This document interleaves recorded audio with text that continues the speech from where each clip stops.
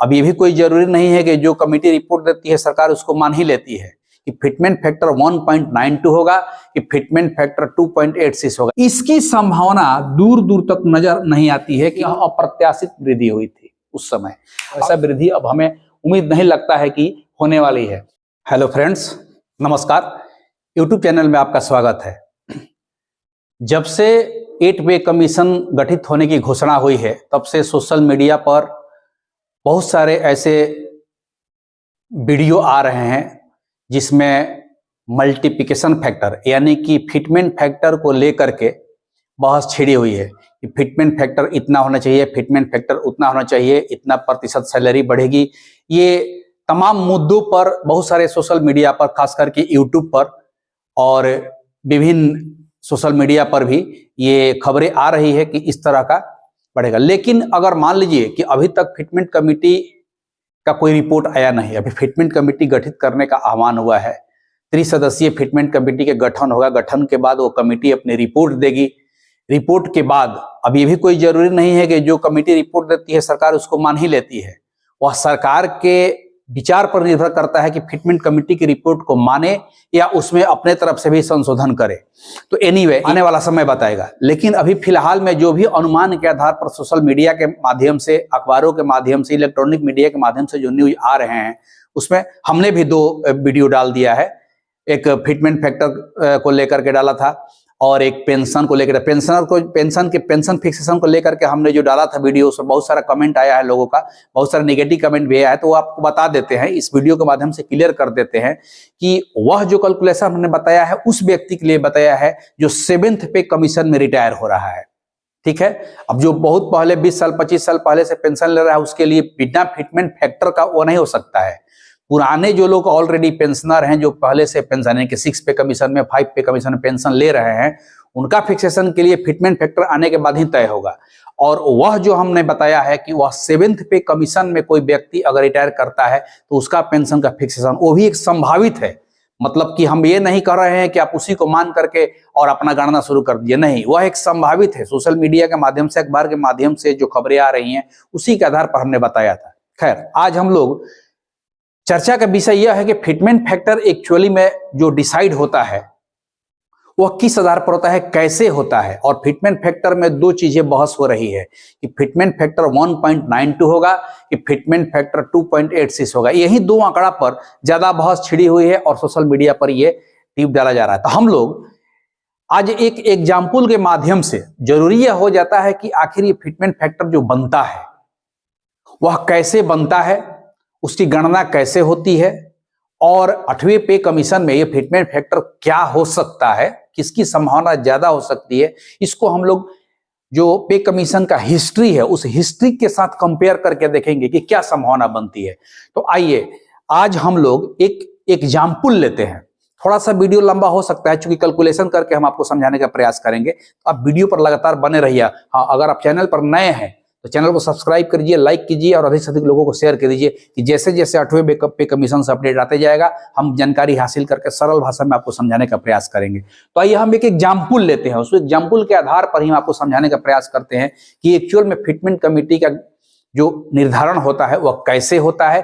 और जो ये बहस छिड़ी हुई है कि फिटमेंट फैक्टर इस बार 8वें वेतन आयोग में 1.92 होगा कि 2.86 होगा, यही 2 आंकड़ा पर ज्यादा बहस छिड़ी हुई है। तो हम लोग इसको एग्जाम्पल से समझते हैं, उसके बाद आप खुद ब खुद समझ जाइएगा कि क्या होना चाहिए, किसकी संभावना ज्यादा है।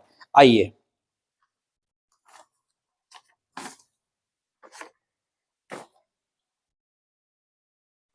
देखिए, बोर्ड पर हमने एक चार्ट बनाया है। इस चार्ट में क्या है कि 7th पे कमीशन में किसी व्यक्ति का, चूंकि हमने जो सैलरी का स्ट्रक्चर लिया है वह सबसे न्यूनतम पे स्केल का लिया है, न्यूनतम जो लेवल में होता है।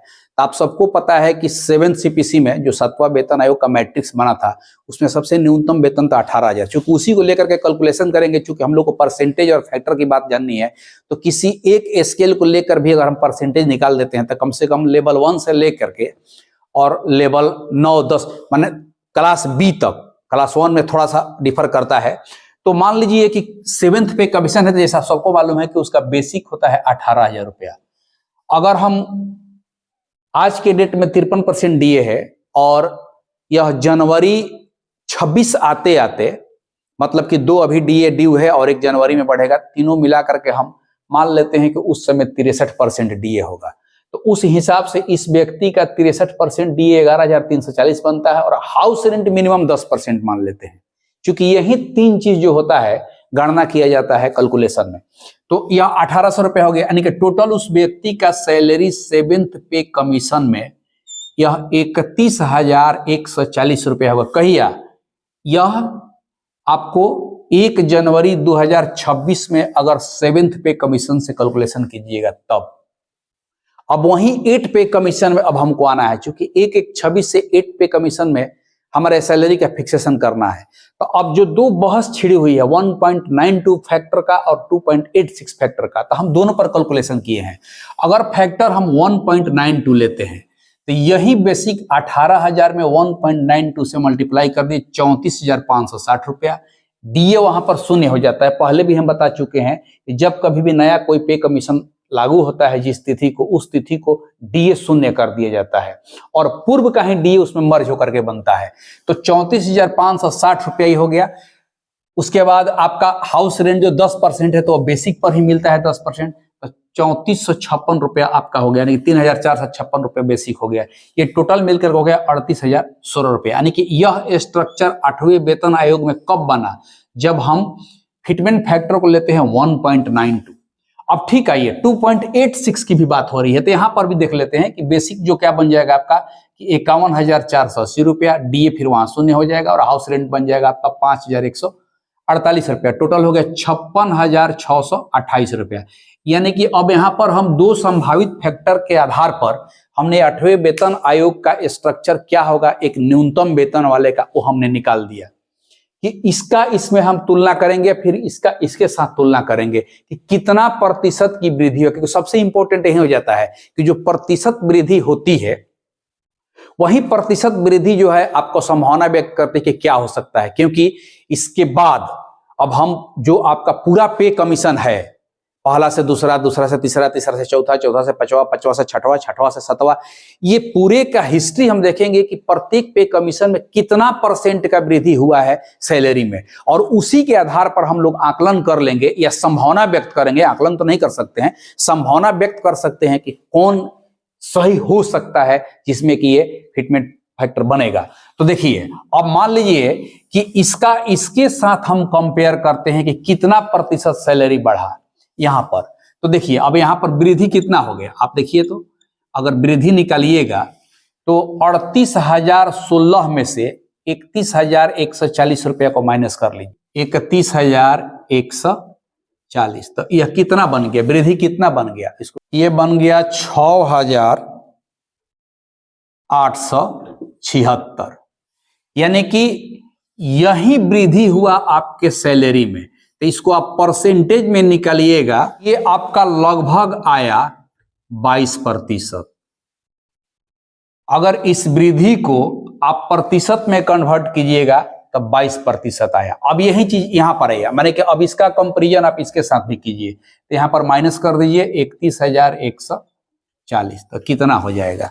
ये आपका बन जाएगा 25,488। यानी कि इसको इसमें से घटा दीजिएगा तो 25,488। ये आपका वृद्धि हो गया। किसमें? अगर ये फैक्टर 2.86 लेते हैं तब इसका परसेंटेज निकालिएगा, तो परसेंटेज आप निकाल के देखिए कितना होता है। ये आपका होता है 81.849, यानी कि इसको लगभग हम 82% मान लें।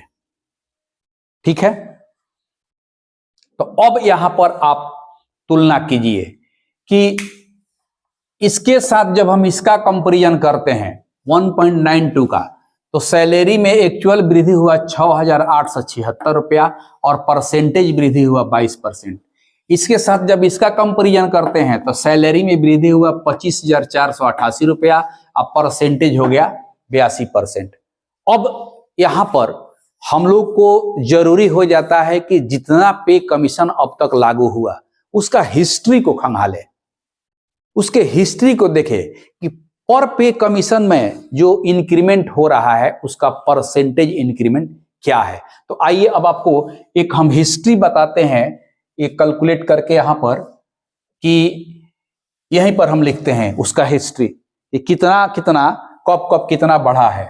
देखिए ये हमने यहाँ पर विगत जितने पे कमीशन में इंक्रीमेंट हुआ है, परसेंटेज इंक्रीमेंट, उसका हिस्ट्री हमने लिख दिया कि पहला से जब दूसरा में कन्वर्ट हुआ, क्योंकि पहला तो स्थापित हुआ होगा नया नया, तो पहला से जब दूसरा में गया तो उसमें 14.2%, दूसरा से तीसरा में गया तो 20.6%, तीसरा से चौथा में गया तो 27.6%, चौथा से पांचवा में 31%, छठा में 54%, सातवां में 14.3%।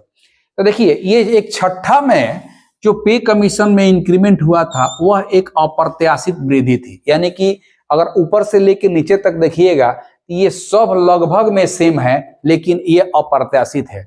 और उस समय इसमें सब लोग इस बात को स्वीकार भी किया था, पुराने जितने भी सेवानिवृत्त हुए लोग थे, कि 6 पे कमीशन में जो इंक्रीमेंट हुआ 54%, वह अब तक के पे कमीशन के इतिहास में सबसे अप्रत्याशित वृद्धि था। तो अगर हम इसकी कल्पना अब नहीं कर सकते हैं, क्योंकि जिस हिसाब से अब मान लीजिए कि 7th पे कमीशन आपको लागू हुआ है 1/1/16 को, जो गवर्नमेंट उस समय थी वही गवर्नमेंट आज भी है।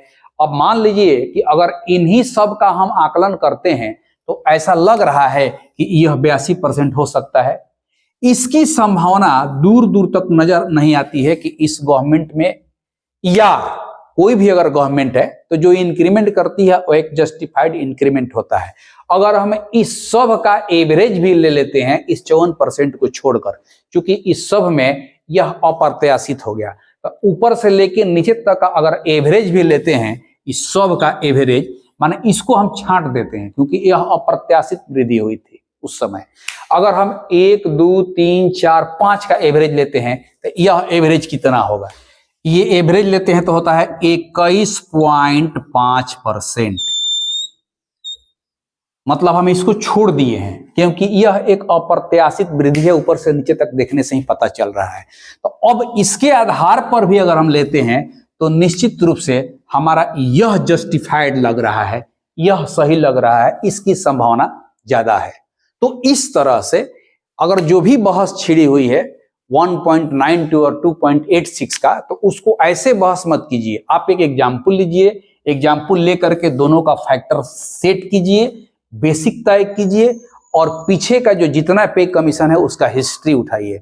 उससे आपको स्वयं पता चल जाएगा कि एक्चुअल में जो फैक्टर होना चाहिए वह क्या होना चाहिए। तो कुछ इसका, चूंकि इसको हम छोड़ दिए हैं, क्योंकि अप्रत्याशित वृद्धि और ऐसा वृद्धि अब हमें उम्मीद नहीं लगता है कि होने वाली है, तो मान के चलिए कि आपका 22% की जो वृद्धि है वही आपका सही होने जा रहा है। तो 1.92 का फैक्टर की संभावना ज्यादा है। अब 1.92 में प्लस माइनस हो सकता है, 1.8 हो सकता है, 1.7 हो सकता है, 2 हो सकता है, इसी के इर्द गिर्द घूमेगा। 2.86 की संभावना कभी नहीं हो सकती है। ठीक है, तो फिटमेंट में किस तरह से फैक्टर बनता है और कैसे ये गणना की जाती है ये आप समझ लीजिए। परसेंटेज वृद्धि के आधार पर ही फैक्टर तय होता है। अलग से एक बार हम वीडियो में, चूंकि वीडियो लंबा हो जाएगा, अलग से एक बार हम बता देंगे कि जब परसेंटेज वृद्धि तय हो जाती है तो फैक्टर कैसे डिसाइड होता है, उसको अलग से एक वीडियो बना करके डाल देंगे, क्योंकि उसमें भी 10-15 मिनट का समय लगेगा।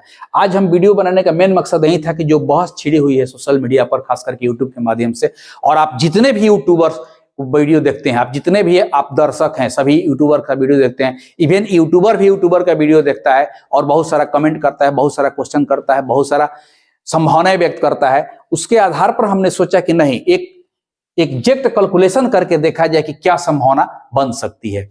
जैसे जैसे 8वें वेतन आयोग का अपडेट आते जाएगा मैं आपको उसकी जानकारी देते जाऊंगा, जितना हमको जानकारी होगा उसके हिसाब से। अगर आप चैनल पर नए हैं तो चैनल को सब्सक्राइब कीजिए, लाइक कीजिए और अधिक से अधिक लोगों को शेयर कीजिए। नमस्कार।